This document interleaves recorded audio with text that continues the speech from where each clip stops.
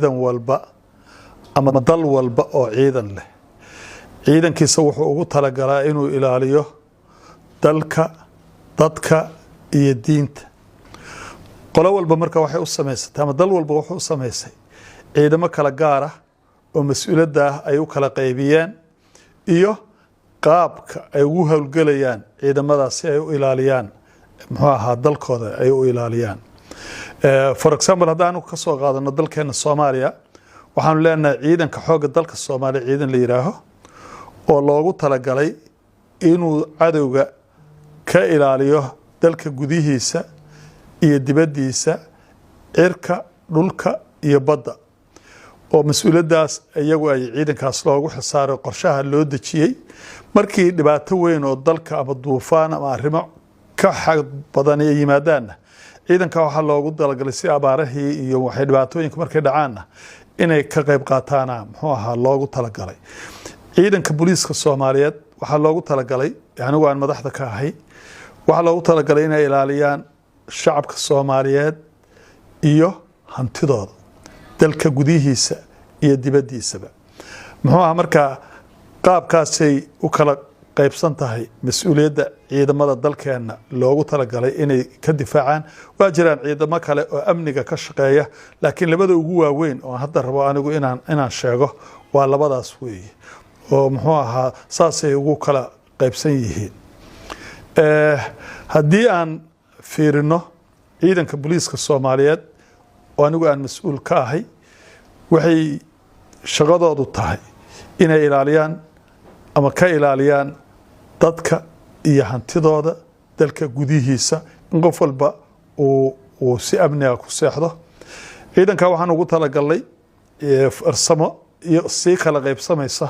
oo loogu talagalay inay muxuu ahaa qaabkay u ilaalin lahaayeen oo ah iyagoo unidyo ama waaxyo kala duwan ama fadhiyo kala duwan oo mid walba ay leedahay shaqo gaar ah oo ay ku ilaaliso dalka aan ugu talagalay qaabkay u ilaalin lahayd iyo farsamaday u ilaalin lahayd marka ciidanka booliiska Soomaaliyeed wax weyn xagga tababarka iyo tirada iyo tayada iyo waxqabadka wax weyn bay hadda mataqaanaa dalka ka qabteen inta kalena waa ku daba jiraan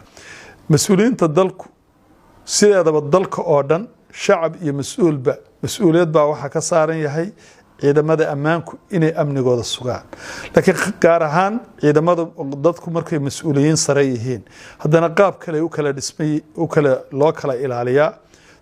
for example hadda madaxweynaha muxuu ahaa prime ministerka iyo xafiiskiisa gudoomiyaha baarlamaanka xafiiskiisa ciidamo gaar ah jira oo tababaran oo loo tababaray sida madaxda loo ilaaliyo oo iyagu khaas ah oo ilaaliya laakiin